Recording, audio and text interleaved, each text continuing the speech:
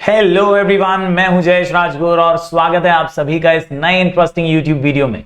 दोस्तों, इंतजार की घड़ियां होने वाली हैं खत्म और 4 मार्च को आने वाला है अपना इंग्लिश का बोर्ड एग्जाम और इसीलिए आप सब यहां वहां पैनिक होते जा रहे हैं। बहुत सारी चीजें ढूंढने के चक्कर में ढेर सारे रिसोर्सेस के बीच खोते जा रहे हैं। अपने आप पे काबू पाना बहुत जरूरी है, अपने आप को काम रखना बहुत जरूरी है। कहीं ना कहीं शांति से ही हर समस्या का आप समाधान ढूंढ पाएंगे और इसीलिए आज का ये वीडियो आपको रिलैक्स करने के लिए है, आपको स्टडी टिप्स देने के लिए है और किस तरह से इंग्लिश में क्या कैसे प्रिपेयर करना है वो समझाने के लिए। तो इस वीडियो को अंत तक देखिएगा। अगर आप इस चैनल पर नए हैं तो जरूर से सब्सक्राइब कीजिए, बेल आइकन दबाइए, क्योंकि यहां आपको लगातार ऐसे ही इंफॉर्मेटिव वीडियोस मिलते रहेंगे।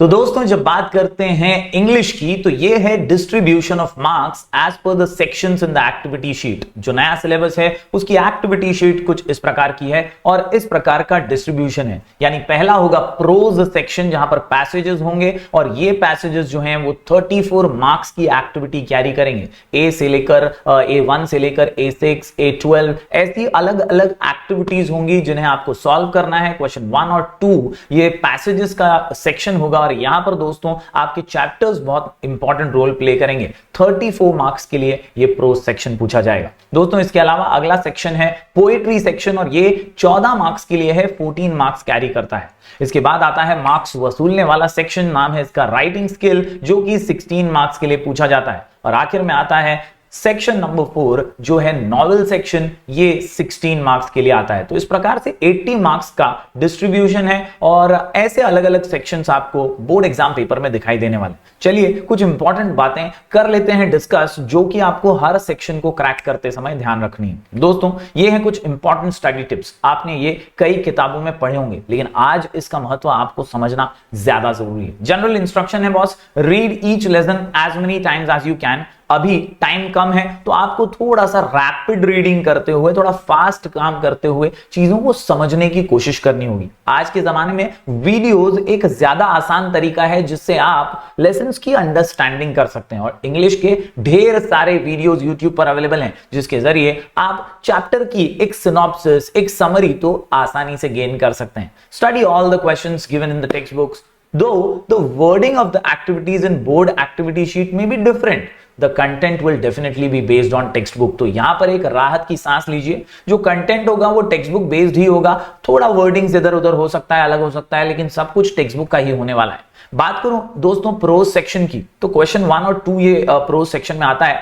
याद रखिए, आपको हर चैप्टर के बारे में कुछ ना कुछ पता तो होना ही चाहिए, उसकी कहानी तो पता होनी चाहिए। Yes, be familiar with each and every prose lesson in the textbooks. You will then save a lot of time while answering the questions based on the textual extract. यानी दोस्तों, कहीं ना कहीं इंग्लिश का paper वैसे ही lengthy paper होता है, time जल्दी निकलता जाता है। आपके पास हालांकि 3.5 घंटे हैं, लेकिन आपको समय को बचाना है, समय को एकदम केयरफुली यूज करना है। और ऐसे में प्रोज सेक्शन के बारे में अगर ऑलरेडी आपको पता हो, आपको चैप्टर के बारे में पता हो, तो पैसेज देखकर ही आपको क्लिक हो जाएगा, अरे हाँ ये तो इस चैप्टर के बारे में है। और इसीलिए मैं कहता हूं ना, वीडियोस देख लीजिए चैप्टर्स के, उनकी समरी, उनका सिनॉप्सिस समझ लीजिए, तो आपको आसानी होगी पैसेजेस में से आंसर ढूंढने में।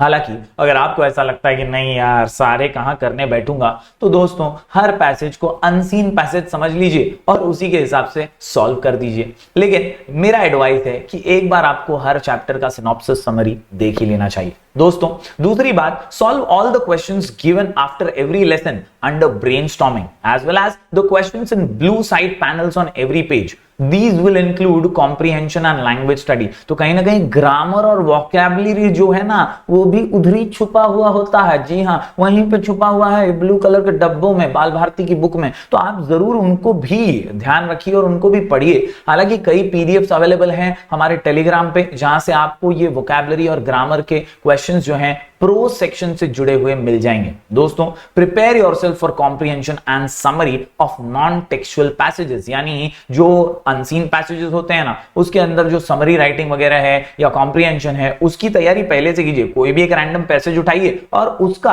आप समरी राइटिंग करने की कोशिश कीजिए और ये आपको प्रैक्टिस पेपर्स से मिलने वाला है। इस वीडियो के डिस्क्रिप्शन में मैं आपको प्रैक्टिस पेपर्स की लिंक दे रहा हूं, जरूर वहां से प्रैक्टिस पेपर्स उठाइएगा और अनसीन पैसेज की समरी लिख कर देखिएगा। दोस्तों आप आसानी से 6 से 8 लाइंस तो लिख ही पाएंगे अगर आप कॉन्फिडेंटली रीड करते हैं और फटाफट से ओन वर्ड्स डाल करके एक अच्छी सारांश लेखन की प्रैक्टिस कर लेते हैं। दोस्तों याद रखिए 2A 2B जो होता है, यहां पर क्वेश्चंस ऑन माइंड मैपिंग आते हैं 2C में, और 2A 2B तो समरी और कॉम्प्रिहेंशन है। इसके अलावा 2C में माइंड मैपिंग आता है। Find out what you should and should not include in a summary. Study well the question sets 3 and 4 of this book. तो दोस्तों ये जो हमारी नवनीत की डाइजेस्ट है ना, इसके अंदर भी बहुत सारे खास टिप्स आपके लिए छुपे हुए हैं। मैं उसका लिंक भी आपको डिस्क्रिप्शन में दे दूंगा, जरूर वहां से भी आप जो है हमारे टेलीग्राम चैनल से जुड़ जाइएगा और वहां पर आपको ये चीज मिल जाएगी। दोस्तों बात करूं मैं ग्रामर एक्टिविटीज की, हर जगह पर ग्रामर तो छोटा मोटा दिखेगा ही,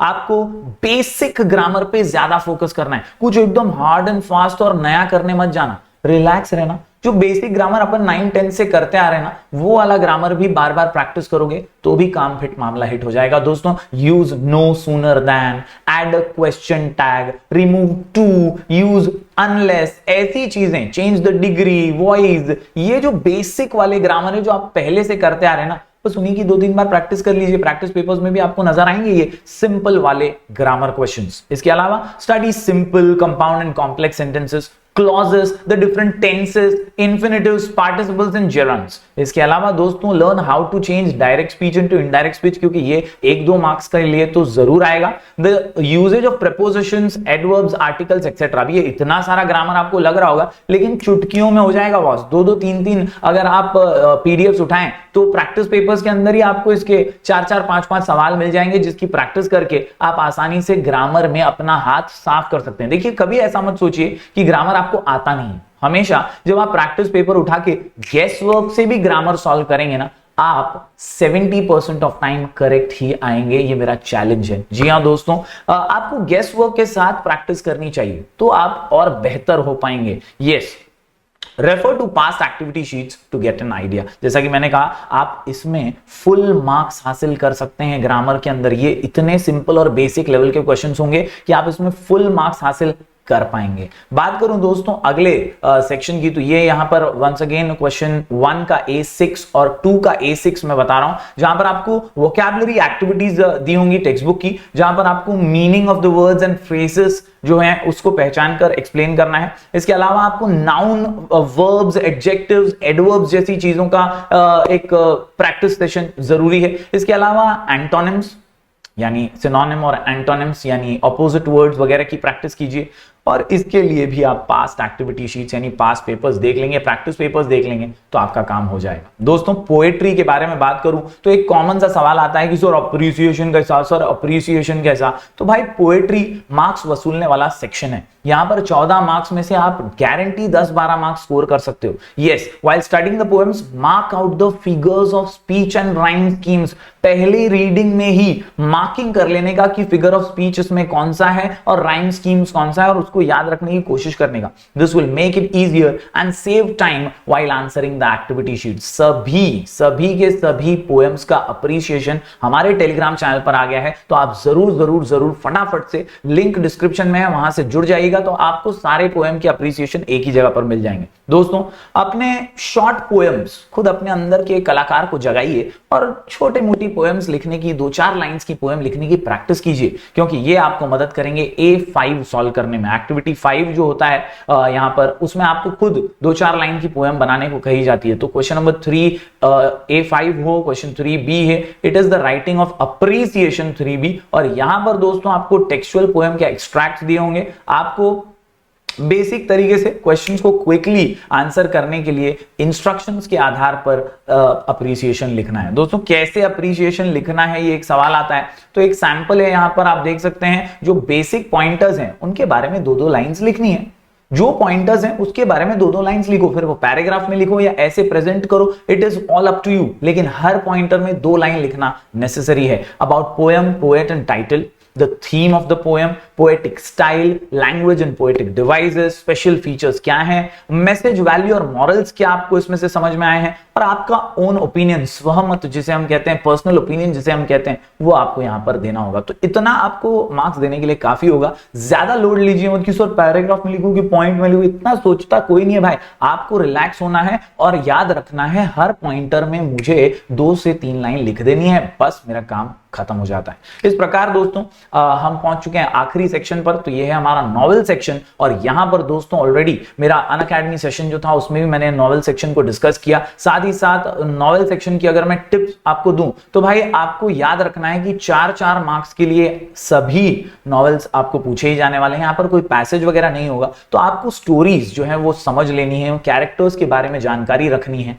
और फिर जो हमारा सैंपल पीडीएफ है जिसमें क्वेश्चन बैंक के सॉल्यूशंस हमने दिए हैं उसको रेफर करके राइटिंग स्किल्स के साथ साथ नॉवेल सेक्शन की प्रैक्टिस पेपर्स में से प्रैक्टिस करनी है, ताकि आप best of the best answers देने के लिए तैयार हो जाएं। यहां पर भी याद रखिए 2-2 मार्क्स के 2 क्वेश्चंस नजर आएंगे, यानी टोटल 4 मार्क्स का नॉवेल सेक्शन होगा 5A B C D के अंदर। तो इसको भी आप इजीली सॉल्व कर पाएंगे। हिस्ट्री ऑफ नॉवेल के अंदर ऑब्जेक्टिव्स होंगे, बाकी के अंदर 2-2 क्वेश्चंस होंगे 2-2 मार्क्स के। तो याद रखिए ये आपको थोड़ा सा स्टोरीज को समझ के फिर प्रिपेयर करना होगा। तो उम्मीद करता हूं दोस्तों ये जो मैंने टिप्स दिए हैं, सिंपल से बेसिक से टिप्स हैं, ये आपको best of the best marks देने के लिए काफी हैं। आपको पैनिक होने की जरूरत नहीं है, इधर उधर भटक के घड़ी घड़ी वीडियोस नए नए देखने की जरूरत नहीं है।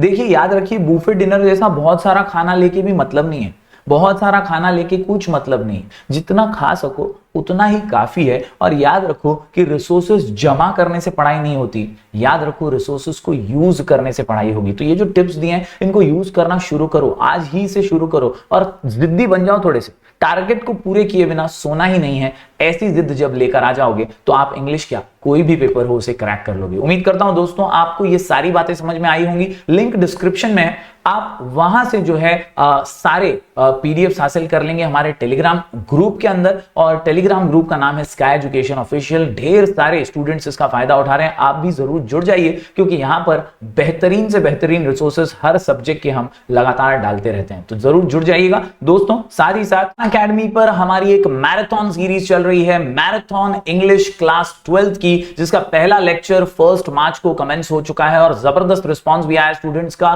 कल और परसों यानी 2 और 3 मार्च को भी ये स्पेशल क्लास होगी, free, absolutely free for each one of you. यहां पर भी दोस्तों हम अलग अलग कॉन्सेप्ट्स जो हैं क्लियर करने वाले हैं। हमने नॉवेल सेक्शन ऑलरेडी क्लियर कर लिया है।